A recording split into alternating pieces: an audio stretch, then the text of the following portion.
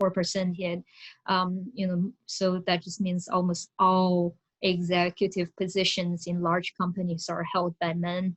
And Japan, during the Abe presidency, we had our prime ministership, I should say, failed to. They set a goal of having 10% of the board be women, but they failed to meet that goal. And now, they have announced that they failed, and they're not even trying anymore during the pandemic.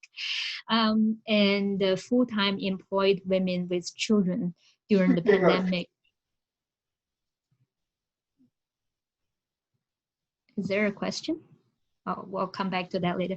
But full-time employed women with children really feel the effects during the pandemic. Their monthly average income decreased by 8.8% year on year, compared to only 3.9% for men in March and April, first 2 months of the pandemic. So last slide here is about the consequences. I personally think, the decisions that the companies are making now could have really long-term impact on the diversity of their workforce for many years to come. If companies are able to make their work policies, attendance policies more flexible, they can probably retain a higher percentage of women, and those women will contribute to their labor force and their management in years to come. And if you're unable to do that, you're at the risk of really alienating a lot of women from your workforce. And just to show a different perspective from what we discussed, I read recently that a female board member of Bentley said that this pandemic was actually a good opportunity for many women, because now we're able to work from home and basically take care of our duties at home at the same time. So it gives us more flexibility to multitask, basically. So I'm interested in hearing what everybody's experience has been. What do you think about this issue? So that's basically the slides of today. I'm trying to resume this.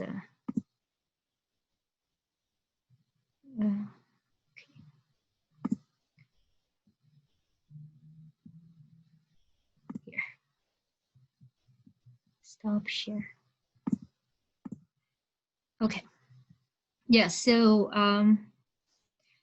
let's just, I guess, open this up to discussion. I have some questions that I'm really curious about asking everybody and see what you think. So first, you can get as personal as you like, or you can just talk generally about what you heard. How has the COVID pandemic affected you personally and your career so far? Anybody wants to get, I don't want to call on people anymore, so whoever wants to get started, that's fine.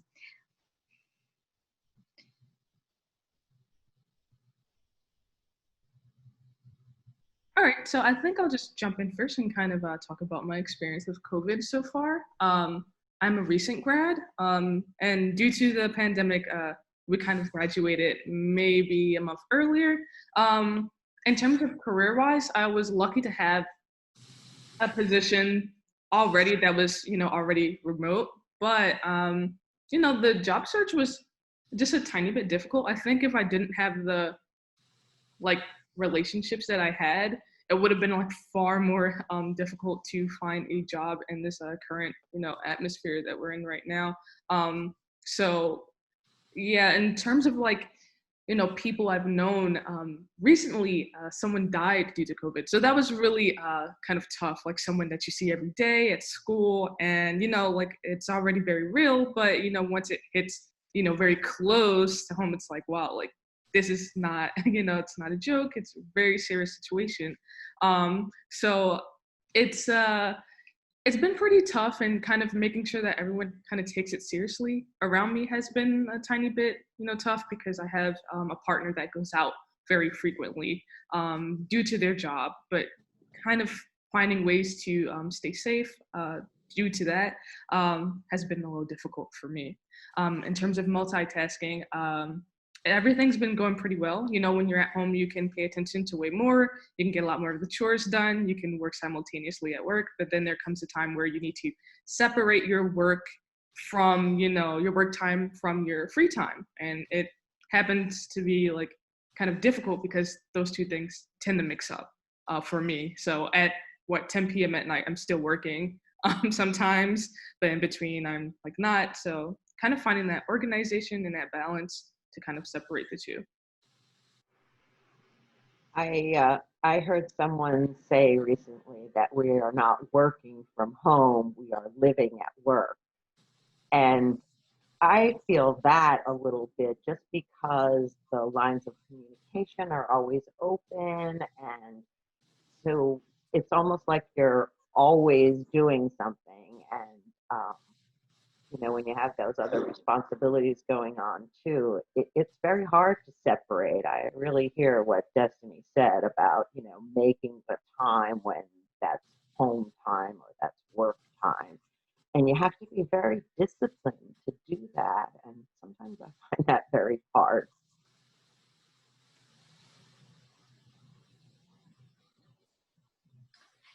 I think if I can add to this conversation too, I'm also a recent grad, but I think what I want to say is less about my experience and maybe more about like my mom. So I'm also technically a recent grad. I just went immediately into my master's program, but last year when the pandemic, or not even last year, my God, like earlier in this year. Feels like many years. Feels like many years, yeah. But earlier this year, I went back home to California and I lived with my immediate family. And I could see both my parents work, but my mom, since she's an engineer, she could do some of her work from home as well. And I think it's really hard because I think one thing that you mentioned was like, because of the pandemic, a lot of women are also being at home and can fulfill the duties of being at home. And I think that's already been very hard because I'm of the opinion that like, just because we can do both doesn't mean it's healthy to do both. And even if we can build a career, it's not about like doing everything at home and then also being able to work. It's about having the help and support at home, and so you can do the work outside. And so I think for my mom, she was incredibly stressed out. We had grandparents live near us, so my brother and I were trying very hard to help support my mom. My dad, his work requires him to also go out for the most part during the week. And so I could see the kind of mental toll that it took on my mother for someone who was working all the time, but also was like trying to take care of our grandparents and like my brother and I at the same time. So I think it's really hard, and because like there's this like mentality that like we can do everything, I think that's sometimes like a bit toxic in a sense, especially as like some of us are just gonna go into our careers, and like there's that age-old discussion of since women could work now, like family versus work, which like maybe requires more cultural shift. And then going back to the main topic of this, like getting the equal pay and like what is the value of our work of being people who take care of people others at home. So yeah. Yeah, I've been working from home since March, and I just feel like and I don't have children to take care of, luckily, but also because I can't really see my colleagues every day. There's like a nervous factor, so I feel like I'm under a lot of pressure to perform, to make people know that I'm actually working. I don't know if that's that, everybody else has that experience, but it's like maybe it's just, we tend to be a little more insecure compared to some men. But I feel like women a lot of times tend to work very hard to compensate for what they think the perception might be. Yeah, and I want to chime in. So I'm very fortunate now because I'm a senior white collar worker. But when my kids were young, my kids are in their early 20s now, I was a single mom and I worked in an art conservation lab, and my work required me to be there. And I know that, I'm still friends with people from there. And I think about so many parents, especially single parents who have school-age children whose job isn't a remote job, that can't be a remote job. I can't even imagine what I would have done back when my kids were, 7, 8, and 10, to make them study, and I wouldn't be able to work. So, looking at my peer colleagues who are about my age, most everybody I know we're unaffected because we have white collar jobs and we can just take our laptops and now we're working. But I think of how many people their jobs require them to be there. And if you have kids that are at home, like you just described, parents, grandparents that they have to look after, it's literally an impossible job. You cannot do all the pieces that are required of you. And it gets more difficult the lower down the socioeconomic ladder you go. The jobs that don't pay that well are the ones that require you to be there. So it's like this endless loop of not making enough money, even if you're working full time. So my heart goes out. I can't even imagine I guess I can imagine, and that's why my heart goes out to just how difficult a situation so many women are in, and especially working class women. I wanted to add also, just on the topic of how COVID impacts. So I've worked with sensitive populations in the past. So my capstone project was about working with people who struggle with substance-related addiction, and COVID and the pandemic has been very hard. But in addition to that, I've also worked with battered women and women in domestic violence situations. And because of COVID, it's a very scary statistics that the number of also child abuse cases has drastically gone down because children are not going to hospitals or seeing their doctors, or teachers are even seeing them to be able to report these instances. So I know the question was like about us personally, but I think it's important to acknowledge that we're going to be talking about women as well, that a very large portion, not that domestic abuse only happens to women, but that a large percentage of these women are also either stuck in one place or can't go to shelters because of social distancing rules and capacity, and also just can't go anywhere else, just due to places being shut down and other services not having enough capacity to volunteer. And those things are going to have such lingering effects too, that people who are trapped in abusive relationships, children who are suffering child abuse, any sort of that it's just going to be invisible, and it'll linger on and on and on to a degree that'll have, those effects last forever. People don't shake that off easily. Mm-hmm. That's one of the things that the pandemic makes harder, because it's difficult to get help. If you need help because you're in that situation, or you need help because you need a job, like where you can't go, where can you go? Who can you ask? How can you access that help that you need? And is it safe? That's why people don't want to go to the doctor or the hospital. I agree with everything everyone has said, and the raising of the abuse, the neglect due to this pandemic is really unfortunate. I kind of want to touch back on a little bit what Kim was saying prior about the having the privilege of being able to pick up your laptop and go and work wherever you want to work, versus some people cannot do so, especially our essential workers. Who are always essential. To be quite honest, they've been open during this whole entire time.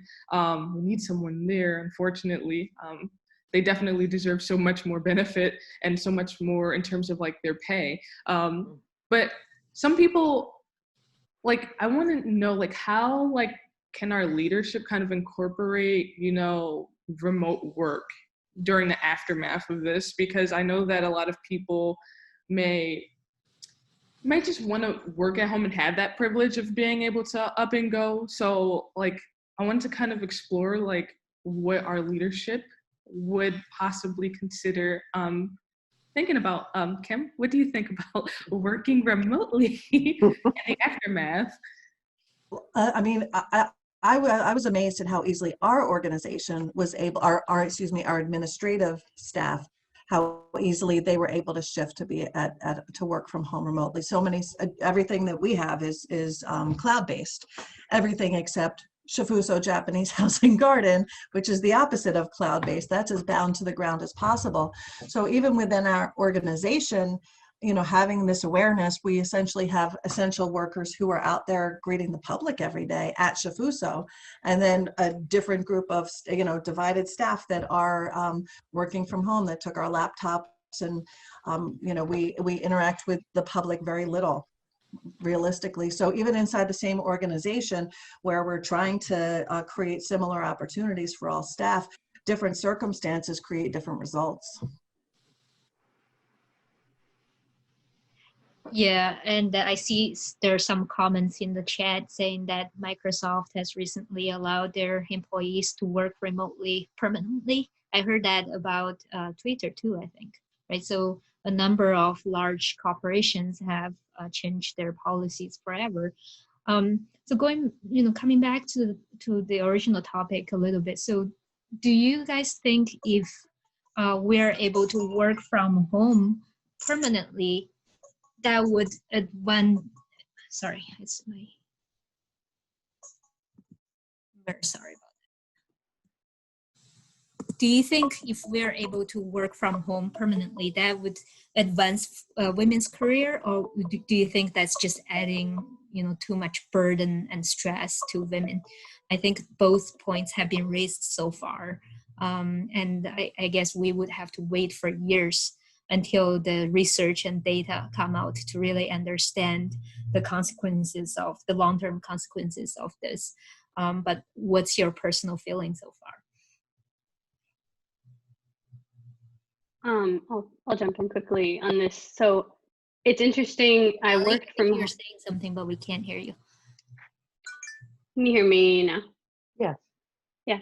I was just going to say, I used to work pre-COVID for a company online, and they're lovely, but I think the female voice continues to be just as hindered whether we're in person or not. And like at a very basic example is on a conference call, even when we're remote, whether it's school or whatever, and I'm not saying there's no blame game, I'm just saying this is how it is.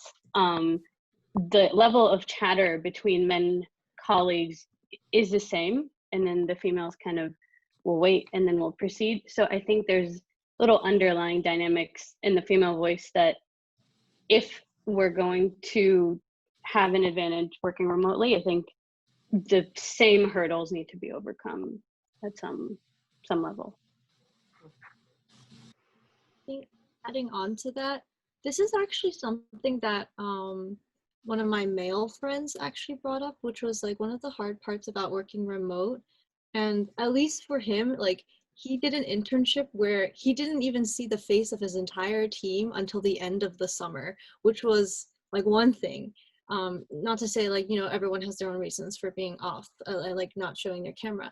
But I think it got me wondering too, because he relied a lot on sort of the behavior and like the body language of his coworkers. And I'm not sure like how like gendered this research is, but a lot of women are coded from like a young age to be very good at understanding like facial expressions, to pick up body language, to get these like cues and like emotional cues. And so I'm kind of wondering also like, how would that translate over a virtual setting where you can't get the whole picture of like the like kind of like the atmosphere, the mood? Like we can kind of get a sense of it and maybe we'll adapt, but I wonder how for some women that rely a lot on body language and facial expressions, what that might mean. And of course, like in those conversations too, like the masking of like female voices and like technology doing weird things to frequencies, and just like just a very common like literal like physical phenomenon of masking of a voice, of women's voices in general. So I feel like that's something to be like sensitive about too. Jackie, I see that you just joined us. How are you? It's so nice to see your face. You too. So we started, before you joined, everybody just went around and introduced themselves. So if you don't mind, please give us a quick introduction of yourself so everybody can know you and we can hear more from you. Sure, thank you. So I like Nan, am an attorney. My primary office is in Philadelphia, but I am largely remote out of New Jersey office. And except for today, because I had to be in for a deposition, which is why I was running late, and have been working from home throughout the pandemic. I do largely commercial transactions, but my firm is mostly commercial litigation. So I do a bit of commercial litigation as well. And definitely can still say that despite the statistics on law school graduation, that once you hit a certain number of years out, it is by and large a man's world, you know, within this profession for sure. And to the question that I sort of jumped in on, you know, while you were talking about it, whether or not, you know, the working from home could potentially be beneficial for women in the workplace, I would say, and I can only speak to this specific career, when things were starting to reopen minimally, the men were absolutely the first back in the office, the first doing networking events, and really wanting to get back more quickly to normalcy. So I would say that at least my experience is that there is a significant chance that women will be overlooked if given the opportunity to remain remote for good projects, promotions, and those types of things, unless the people in leadership and management are making a concerted effort to stay connected with the remote workers. Yeah, and not to put you on the spot, Jackie, I know that you have young children at home, You do. right? And how has your experience been with them at home, homeschooling and all that? So, you know, it's been crazy. I tend to try to look at silver linings as much as possible. So as you know, a mom and a working mom who I've worked, you know, obviously took a maternity leave, but went right back to work after both of my children and have worked full time, you know, having ever since I've had my children. It was really kind of neat to have a little bit of a break in time where I did get to focus on them a bit more. And that's largely because as a working mom, I tease that, you know, my firstborn came and then the afterbirth was guilt, right? Like that's the thing that comes right along with that. So, you know, it was kind of neat to be able to be with them during such important times in their childhood and to get to see some things that I don't normally get to see being a working mom. So that was really great. And I like to, you know, again, try to focus on the silver lining, but I will be completely frank with you, the work production for me decreased significantly. And even though, so I'm in a traditional marriage, my husband has a job as well, and he was working from home. And even though he was working from home and is as supportive as I could ever ask for, bluntly, the kids, you know, if they're going to knock on anybody's office door, it's going to be me, and, you know, ask me for lunch, ask me for food, ask me to kiss the boo-boos, ask me for help with schoolwork.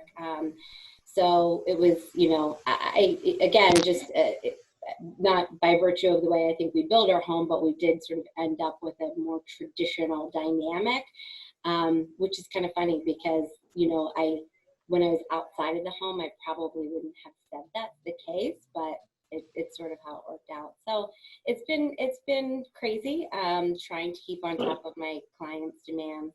But, you know, now that they are back into a little bit more of a routine and we have some help trying to get back to my professional commitments that I've been missing out on.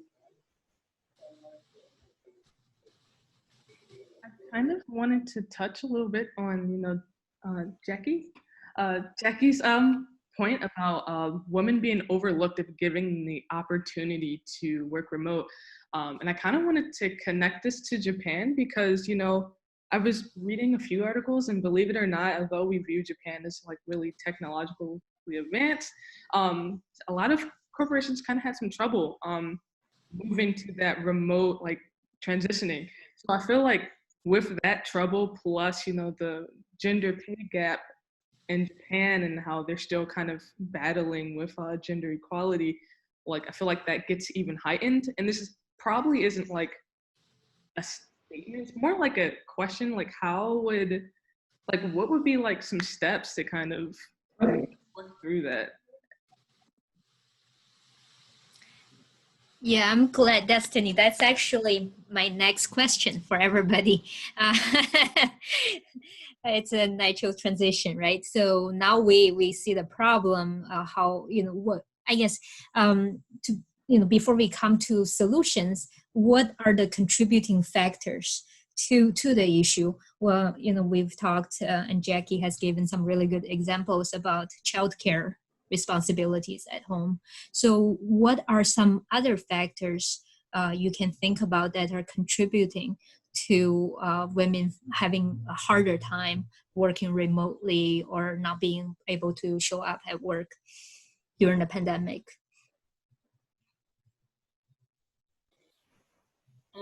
So not to speak again, but I did want to piggyback on that point, and specifically what Destiny was, I think, talking about.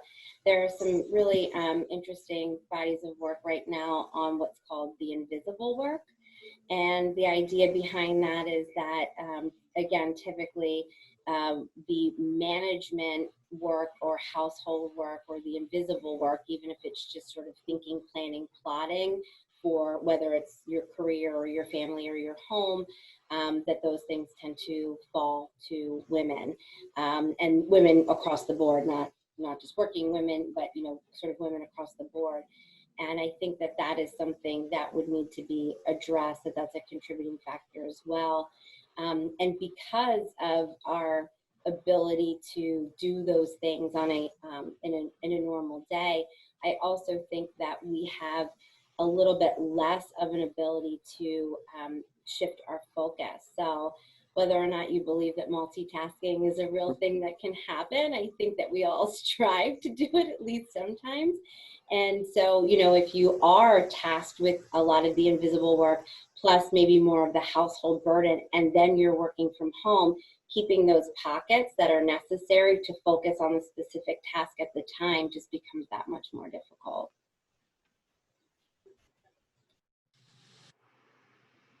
Another point that I recently heard about is, the company culture. Most corporate cultures in America are established by men for men, right? So they when they set up the companies and established the cultures, they didn't really have women in mind. Therefore, the support is not there, the infrastructure is not there, and that's why I feel like there's an underinvestment in the well-being and career advancement of women, and that applies both to white-collar workers and blue-collar workers. For blue-collar workers, it may be investment in their communities to make it safer for them to go to work, and support system for them to have childcare when they need to go to work. And for white-collar workers, it might be, make it easier. Like somebody raised a point earlier, like even though you're working from home, you still need that support. It's not like you can just do everything all together all of a sudden. So that might be something that I think the companies and organizations need to start thinking about if they want to continue having women work remotely and produce at a high rate. I'm interested in also hearing from our male colleagues here. So, Frank, I know that you've been listening very attentively for a while. What has your experience been, and what do you think are some of the contributing factors? Well, as an academic with an academic wife, one of the things we've learned from COVID is that it's harder to teach virtually than it is to teach in person. And it's taken up more of our time than you would expect. So it is, even though you don't have to commute into the office, you still have to work. And in fact, that it's harder to do your regular work virtually. It's much harder to present a lecture with no audience, for example. One of the things that I encourage everyone to do, that I think has been fairly successful in my marriage, which is only 45 years old at this point, is that we had a prenuptial agreement that I would do half the cooking, that I would do half the shopping, that I would do we didn't split the cleaning that way because I do the repairs and she does the cleaning. And I won't say it's 100% 50-50 division, but it's helped. And I would encourage anyone entering a contract of marriage or entering a contract of employment to just be upfront about it with your partners, and just let them know that that equity is important. And if they're not willing to commit to it, maybe they need to find somebody else to work for them. But I recognize that that's not always an option. But if you don't discuss it, it can't happen. And like I say, it seems like it's worked for me, for us, fairly well, as just one practical kind of thing. Yeah, that's great. Actually, that goes back to the support, right? So not only support that you can get from the society and from your companies or organizations, the support you can get from home is often overlooked, but it's extremely important. Speaking of academia, I read an article a few days ago in the New York Times about how women professors in universities are feeling a lot of pressure because they feel like, especially those that are aiming to get a tenure, they don't really have a lot of time to write their papers because they suddenly have so many more responsibilities at home. So they're saying, the effect could really be felt for decades to come because, in the next 5-10 years, you will see more male tenured professors than women. So that could influence the diversity in academia for a long time. It's very interesting. So in terms of the support that the society and the companies can provide to us for remote working, I guess, I can think of several things, but I'm interested in hearing what everybody else thinks. That what kind of support from your personal perspective you would like to receive from your organization if this work from home arrangement continues for many more months or even years.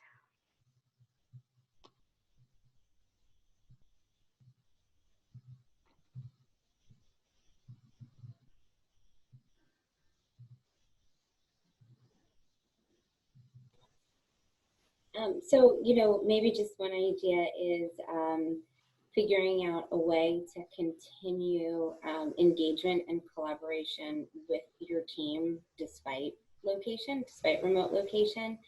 And I think that goes to sort of my original point of being overlooked. We want to make sure that our all of our team, our workers, whatever your situation is, that everyone continues to be not only engaged with the work, but engaged with each other and engaged with management, higher level management, so that you have the ability to ask questions, float your ideas, and continue the conversation to move the projects in the organization and the team forward.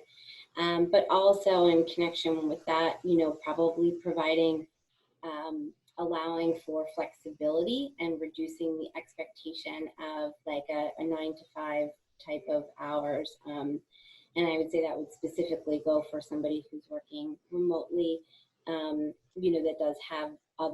is working remotely because of other home obligations, whether during the pandemic it's because you're caring for someone who is sick, or someone who could be sick, immunocompromised, staying home for the reason to help those people, or having children, and especially if you're having children that you're helping with virtual schoolwork. So figuring out a way to sort of work with everyone's schedules and utilizing technology in a way that can keep that engagement and keep that flexibility would probably be my top of mind suggestion.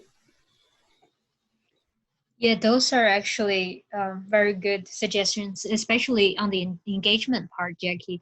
because I feel like I think I said this earlier, the engagement level that I've been having with my colleagues has gone down significantly since the pandemic. And, the Zoom meeting is nice, but it's not in person. And I think people not being able to read each other's body language, like going back to your point, Connie, it's getting very hard for us, especially, we're like in a meeting dominated by men. I think a lot of us are in professions like that. You really have to kind of assert yourself a little bit more than usual in order to get the attention and access that you need to get. And in the legal profession, from my personal experience, I've also feel that it's very difficult for me to network nowadays, because people don't like to network over Zoom, honestly, right? You can have Zoom happy hours and all that you want, but it's not the same as meeting in person. So from like the perspective of business development, building relationships, that's also been very challenging. What everybody is saying. I want to just talk to that a little bit, because Frank said something really interesting about how it's harder to do your work at home, because you don't have any of those casual conversations where you're learning about something, or you're passing an idea, or you're just you get an idea because somebody said something else. So I think without that interaction, it does make it harder to really come up with a quality work product, which it really is a collaboration, at least in my work, to come up with great programs or even great fundraising ideas. And without that collegial contact, I don't think I'm as good as I could be.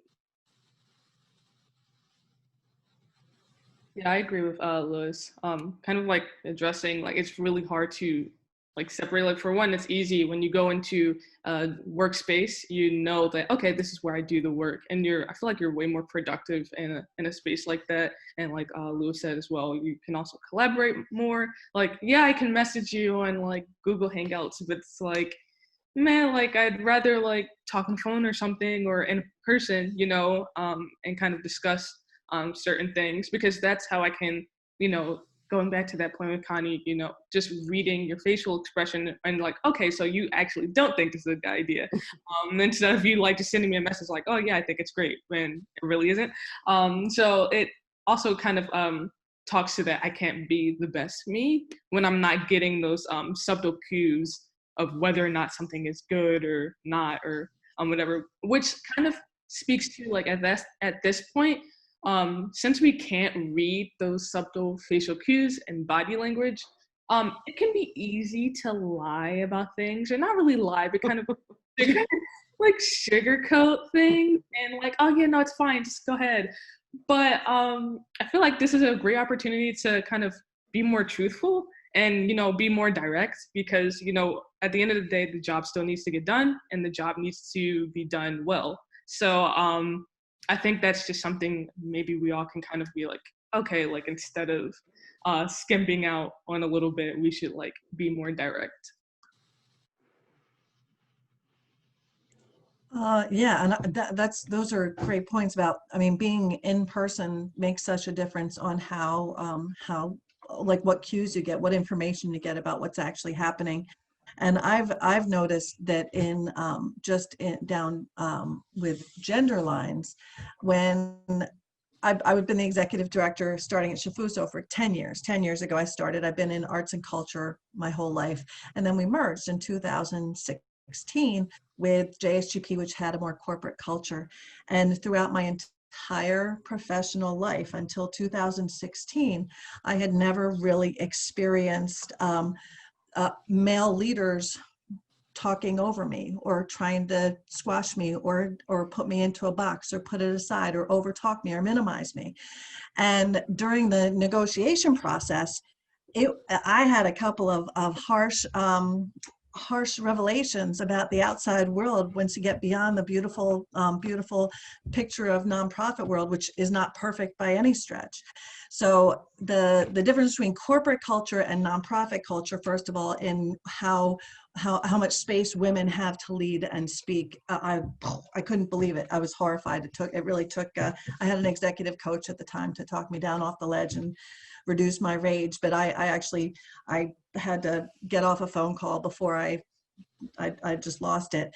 But what I've found since then is that being in remote conversations, again, with these corporate male leaders mostly, that it's much more difficult to hold my space remotely.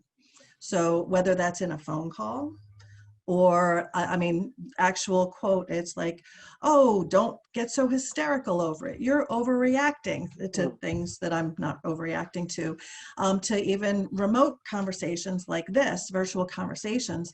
It's much more fraught to wedge my way in and hold my space than it would be otherwise in person. And it can be difficult enough in person. And as I've said, I've worked in a lot of environments, particularly at this point with Japanese female professionals and Japanese American women professionals. And they have an even more difficult time than I do to put their foot in the door and make people stop and listen to them. That I have, it's like things that you observe with your own eyes in real time.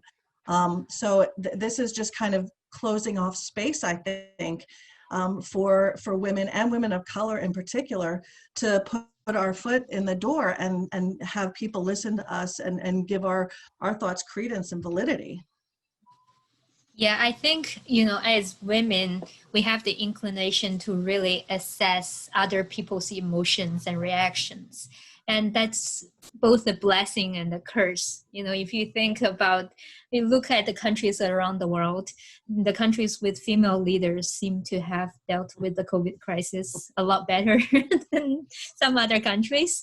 And I think that's largely due to the fact that women listen and you observe, you work collaboratively with other people.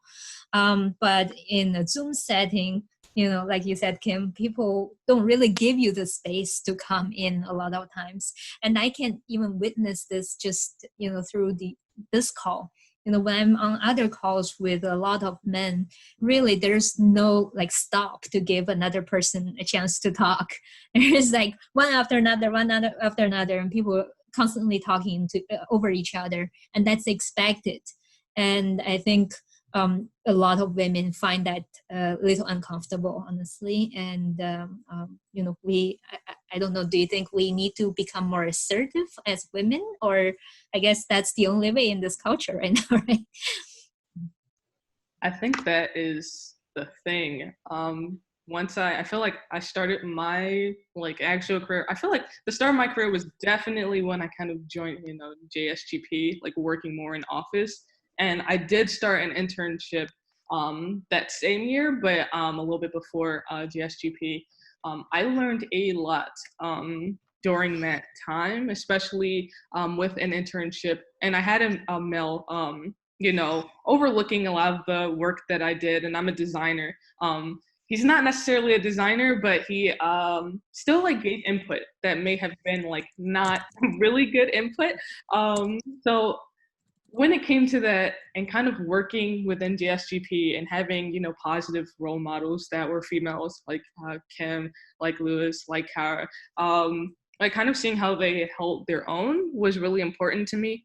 And normally I feel like I'm already pretty aggressive, but I tried my best to mask that in the workplace. But at that point, I feel like we do have to be more aggressive.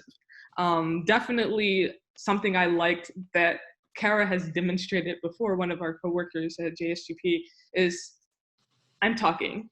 Don't talk while I'm talking. Literally, that is whoa, she just said, don't talk while I'm talking. Whoa, that's kind of a shocker kind of to hear that in a professional environment. And then everyone's just kind of awkward, but they're okay, we need to listen to Kara because she'll tell you, she's still talking or something, or kind of seeing Lois say, hey, I know about that already. Here's how we should move forward or something like that. Those little behaviors kind of demonstrate, you know, aggressiveness, but it's not like disrespectful because it's responding to like the overlap that you're getting. So I would definitely encourage that, to kind of like do your best to hold your own. I know like women in general are like in a like more sexist belief, are kind of more timid, more closed off, more reserved, and well, like we demonstrated or said before, like we'll wait for everyone to have their own turn. But you know, in this current environment, especially in America, like you kind of have to like be like, you gotta punch, you gotta get in there, you gotta punch in there. And especially for Japanese women working corporate in Japan, like I can only imagine like how, you know, due to that, you know, some beliefs still being prevalent in Japan, like that it would be like a little bit more harder. And when you don't see other women in a corporate space doing like demonstrating those behaviors, it would be way more harder for you to have the confidence to adopt that. So I would love to figure out like ways that, especially like there, and because we are Japan America's side of Greater Philadelphia, like how we can encourage and play our part abroad in that sense. Well, one thing that I've found since my painful 2016 comeuppance is in some other organizations that I'm involved in. I'm on the Pennsylvania Advisory Committee for the United States Global Leadership Coalition. And I started, around that time, I started really observing how men behave in networking situations or leadership situations or group situations. Years before, I had heard somebody somewhere said something like, if you don't ask, you don't get. And as advice for women. And I come from like a very passive family. Like, do you have feelings? Stuff them down. Don't ever ask for anything. Just accept anything that comes your way. And, you know, there came a point where I was a single mom and I needed to push my way ahead. So I was able to do that in the nonprofit world. But once I hit the corporate world, then I started looking around where I connected with that. And I started realizing, like, looking at what the men do. If I walk into a room and there's a conference table, I'm going to sit at the head of the conference table. Why should I let someone else sit at the head of the conference table? If there's chairs behind the conference room, I see oftentimes women will fill in those chairs behind the conference table before they sit at the table, literally sit at the table. So I have made it a rule for myself where I essentially push myself into leadership, especially in mixed gender situations, really, so that there's a woman sitting there, so that other women come and sit next to me. And that makes such a difference, just that I'm at the table. I have something to say. It's easier to put your 2 cents in if you're literally sitting at the table. And, you know, that men don't seem to care whether they are in a position of leadership before they sit at the head of the table. So we shouldn't either.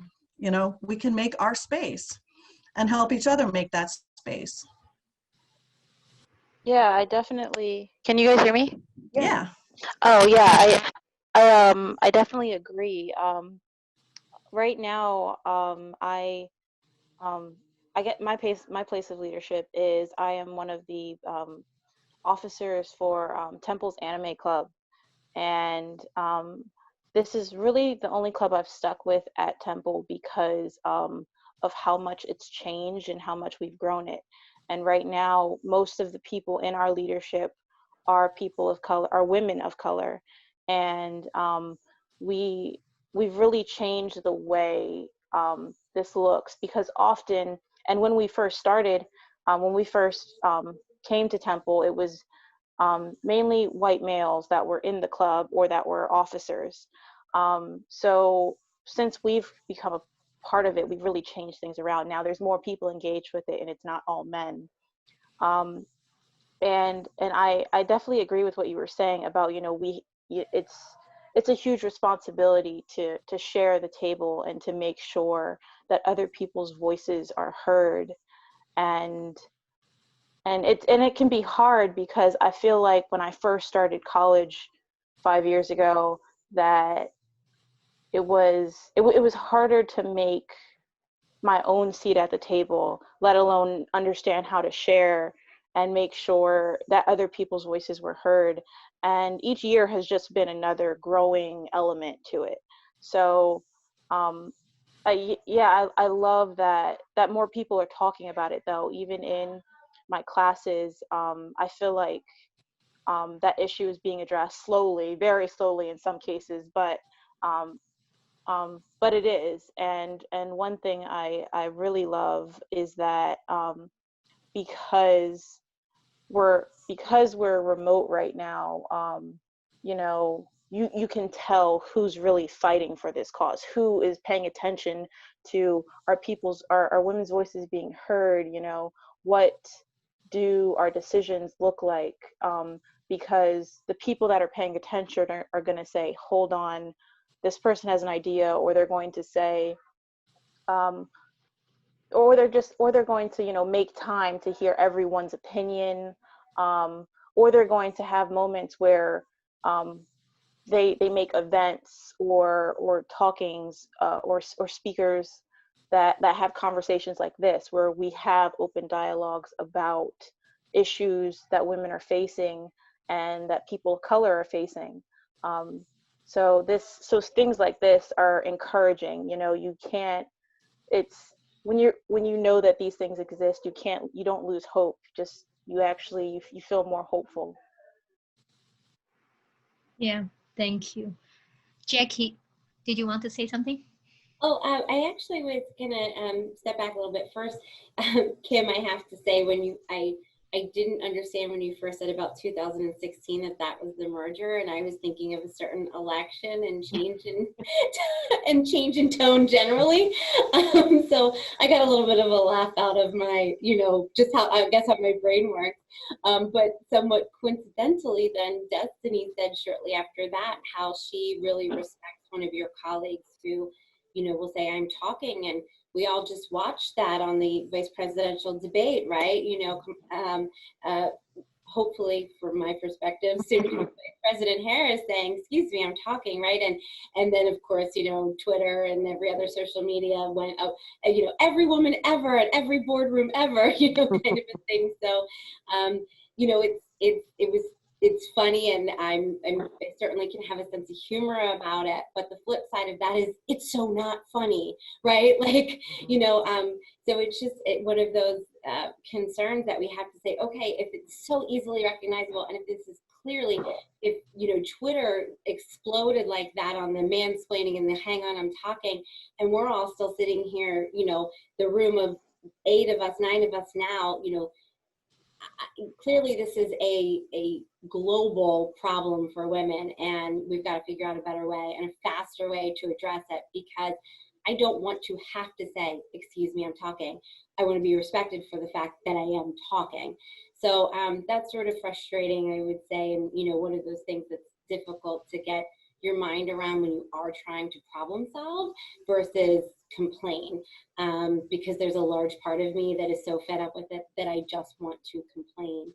And the other thing that I wanted to say on a comment earlier, and I think again maybe it was Kim who spoke of it, and Elisa, you did too, that when you're, you know, in the room and how that translates, like where you sit, sort of what happens, and earlier conversations about body language, and, you know, whether we're better reading those things, and then how that translates to remote. And as you can see, I'm a talker. I talk with my hands, so it's a little bit harder on this. But one of the other things that I note when I'm on a remote electronic, whether it's Zoom or another platform, with you know, men primarily, is that in person, especially in a formal setting, so in a courtroom, in a deposition, in a closing, and the types of things that in my career I would come across, when they put on that professional hat, there comes a little bit of sort of old school manners with that too.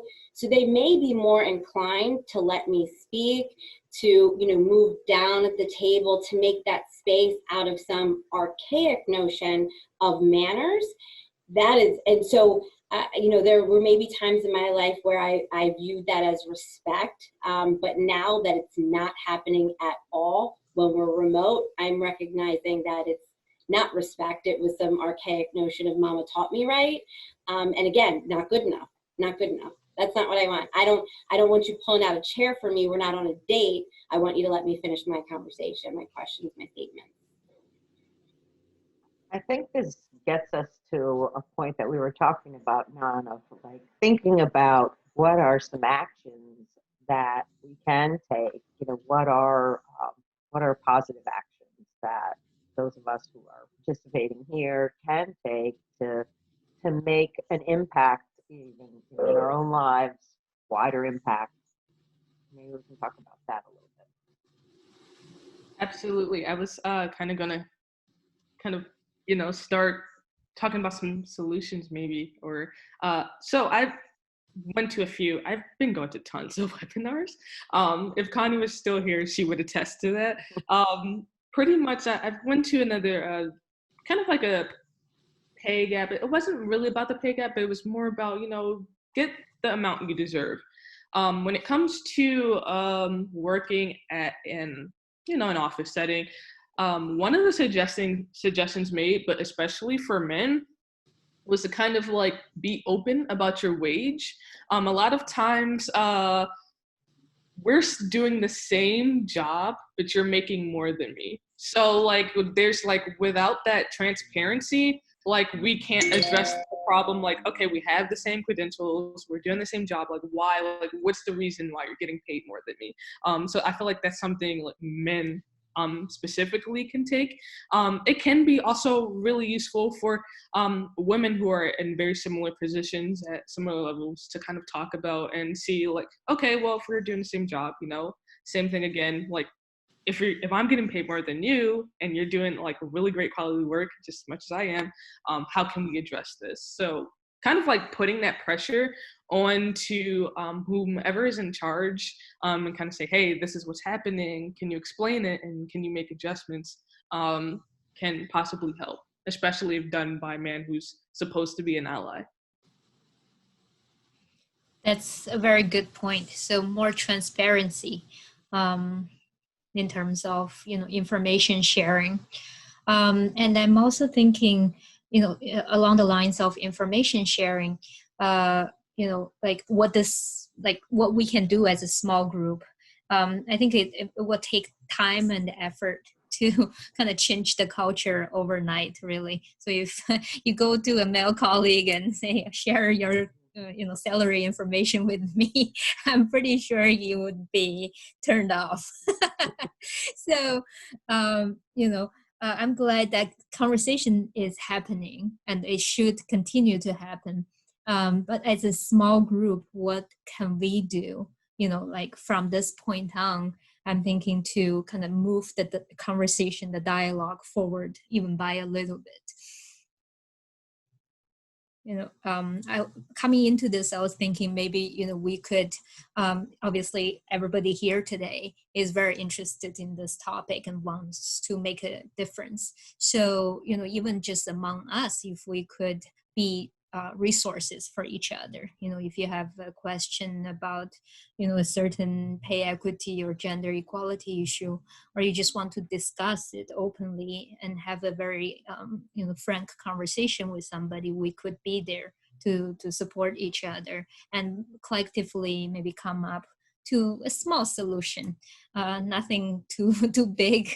You can't really reach the star overnight again, but I think it really, going back to what Kim and Jackie were talking about, it takes a cultural change. Like now there's still, systemic sexism in the system. So if we, if we're too assertive and too aggressive, then, people will call us bossy. And I think, say what you say, you think about Hillary Clinton, I think she was a victim of that to a certain extent. And there are many women in our society who are victims of that. So, what can we do to sort of support each other on a smaller scale to start with? I think anything would be a progress. Yeah, I know. I mean, for me, that I feel like finally I'm like mid-career and I've I've like figured some things out, that I'm always happy to speak to younger women, because it's a crazy world that we live in, and what all of us will eventually see and experience is useful to others. But I know I hate to see other people make the same mistakes I did, or not realize that they can ask for something and that they're entitled to it and they should get it, which I certainly didn't do for much of my working career. So I know just for younger professional women, and even pre-professional, and people who are in college, you're in clubs, you're working in different academic groups, that it's the same issues that trail through. The same issues I dealt with when I was 19 at Temple University are some of the ones that still pop up now. So there's no one thing makes it go away. And then when you interact with people of different generations, you get different, you've got to deal with things differently, and decide where you're going to take a stand and what's worth taking a stand over. I have a board member who he guides me along with his hand on my back, but not worth it. So the more we can all talk together, the more it kind of normalizes the struggles and makes us all more aware of what's happening in the moment. Because I know for me, that's half the battle. What's happening? Why is he touching my back? And like, he shouldn't do that. And then when we hear that from each other, it pops to mind faster, at least. Yeah, just to build upon that point, even just this conversation in the last hour has really helped me personally, because I've sort of noticed the interruptions over Zoom, but like without this validation and everybody sharing their own experience, I was thinking, okay, maybe it was just in my head, and I need to just do things differently. But obviously, it's a bigger scale problem.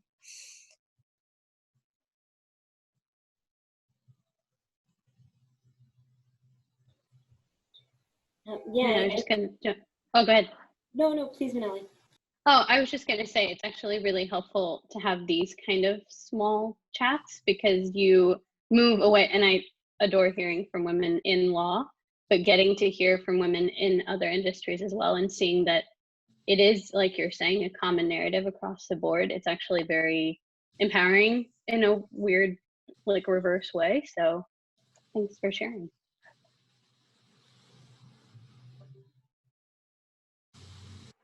Jackie, did you want to say something? Yes, actually, something very similar. So we're back to back, but I think that these kinds of conversations, in addition to giving you a sense of comfort, for lack of a better word, because there is comfort in numbers and identity of experiences, again, across industries, locations, etc., is really helpful. It also keeps it top of mind in the sense of looking for the solution, because I think that a lot of times, and especially during a pandemic, when we are maybe more capable of being in our homes, working from home where we are comfortable, you can kind of just switch off and then go do whatever it was that you were going to do, and more easily brush off the day. And because you have so many other things to focus on, or again, because you're in a comfortable environment. So keeping these things top of mind, I think, is really important, because the problem clearly hasn't gone away. I don't think is going to go away until we do something about it. And also the one-on-one conversations that Kim mentioned, I think, are really important, especially across industry. And, also as far as age and experience. So I, like Kim, am at a place in my career where I think that my experiences in my 20s would probably be valuable for someone who is currently going through that to hear, and I'd be happy to talk to them. And I'd like to talk with people in other stages of their career. Honestly, on this topic, I tend to find so much value in the younger generation's conversations, because Daniel, I'm sorry I missed introductions. I didn't meet you, but I can tell you, when I started my career, there would have been 0 men on this call. So that's really, really, really important. And I think that there's just a different approach to the gender problem than there was that time ago. And there's sort of a fresh perspective on what was not okay, or what shouldn't be okay.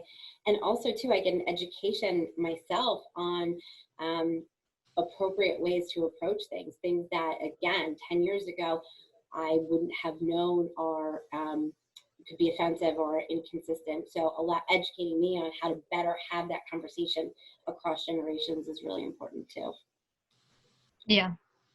Yeah, awesome. That's so true. And Mrs. Bata, I know that you've been there the whole time, and you have a lot of experience in both Japan and the U.S. We are running out of time, but I just want to give you an opportunity to give some input if you would like to. You're on mute. My career, I'm simply lucky, teaching position also. But as a Japanese, it's very, very difficult to talk about money. So, Yeah. and also as Kim said, okay, there's a seat. She get it. As a Japanese, we don't do it. So I don't know. We just humble and we are stay back. That is a very, very difficult. I have two girls, 41 and 44. I don't know how they are doing. I ask how much you get it. Something they said, I'm not good in money, so I'm not pay attention. But I don't think they will push whatever one is a tech, one is a doctor. Whatever they give, they just receive, I guess. I have no idea. They never complain. And they have their own specific career, so they cannot compare, I think. So there's a set. But go back to the COVID, I'm a performer, so I don't have a place to perform. That was hard for me. I cannot go out and perform. That is very, very hard. And then I teach privately, and privately somebody said kind of cheating. I teach children, and then children getting smart to use a computer. So they are cheating. Oh, I cannot listen. Yeah, of course, she's off or something she's playing. And then I said, children getting smarter. That's not good. And Dr. Chance also said, preparation. It's a lot, 1 hour lesson. I'm searching and putting and reading their work. It's too many work, too much. And I'm having hard time. The mother is worse. I feel so sorry. The cooking and taking care of the children always there. Mother taking care after their study work. And then plus Japanese work. And mother has become really crazy. And I feel so sorry for the mother. And then husband, to the husband also. And then everybody talking about in America. I hear lots of corona divorce. In America, they don't have a corona divorce. I hear in Japan, because of the corona, husband stay home, and wife with the children, and 3 meals is too much. Like Dr. Chance separate the agreement before married, right? But in Japan, the wife stay home or even working. With the kids, it's tough. So I understand this divorce because of the corona. Yeah. Thank you so much for sharing your perspective. We have just 2 minutes left, and on the topic of gender equality, pay equity, I do want to give an opportunity to our male colleagues to say something, because you've been such good supporters throughout the call, and I'll give you an opportunity to speak. Diego. Hi, Nan. nice to see you. Hi. Look, I run a team. I work in the tech industry. And in the tech industry, having women is really difficult. It's hard to recruit people for our team, and we do a lot of positive discrimination, trying to attract women and convince them to join the tech industry. Now, personally, in my team, I only have one. And during this time, she has small kids, but the approach that we have taken is give them all the freedom and all the flexibility that they need to pick up kids from school, to look after the kids, to babysitting, and so on. Because, of course, I know that parenting is a shared responsibility, but in any case, today, women and children have a special attachment. And we want to keep these people. We want to keep all the women that we have working for us. And we want more women, and we want them to feel comfortable also raising their voice, saying, hey, you know, I'm having this issue. I need one day off, half day off. I can make up my time later. So what I'm trying to say is for all women is just, even if your bosses haven't told you or that you can do so, you should say it, raise your voice, raise your hand and say, look, I need more time, I need flexibility. I'm sure that your managers will be happy to do so. And I think that that is important to be open, and I think that everyone will understand under the current circumstances. Yeah, that actually makes a lot of sense, and it goes back to what Mrs. Bata was saying about Japanese people don't really speak up or ask for things, and to a larger extent, I think a lot of women don't feel as comfortable asking for things as men do.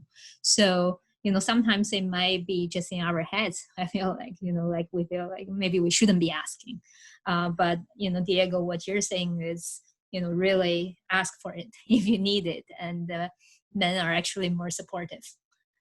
That's a very positive note. I like that. And just to close things out, Daniel, do you have anything to add? Nobody's ever accused me of being a good speaker. I'm definitely more of a writer, but I'll try to give something. Briefly. Very briefly, yeah. The thing that drew me to my research, what I do on Twitter, where I tried to see sort of the discourse surrounding sort of feminist activity, is it's a topic that, as everybody has discussed, is not really something that's easy to talk about. And I think there's really, as everybody has said, a definite power in being able to speak about it. And I think, I guess from the male perspective, it's not something that, I mean, unless you have female friends that will tell you about it and you're close enough, you won't ever really hear it unless you hear about it from like your sisters or your mother or something. So I think there's definitely a power to discussing things more out in the open. And I know that's difficult, and I know you won't always find like, a warm reception at every point, but I think in general, I think the tide is turning a little bit, and it might be a warmer reception than you think. Awesome. I like how we're finishing on very positive notes here. I tried to bring it up. Good job. That's great. So, what I'm hearing is, there's support both from men and women for us to be more assertive and to be a little more aggressive. And what we need to support each other is really more transparency, more empowerment for each other, more support. So I'm thinking, to close this out, we could, if you're interested, we could just remain as an email group going forward. If somebody has an idea or some information to share or a question, we should just be, we should, this should be like a very open group, and what's said in the group stays in the group, right? So, so we can all feel very open about uncomfortable discussions going forward and support each other that way. What do you think? I'm getting a lot of thumbs up. Yes. I like it. You can call it the Vegas group, right? What stays in Vegas? What happens? Okay, perfect. Well, thank you everybody for your time. I really enjoyed the discussion, and I hope everybody stays safe, and we'll be in touch. Thank you, for putting everybody. this together. Thank Nice you. to meet you all. Sorry I was late, man. Oh, Bye. Thank you for attending. No worries. Bye. everybody.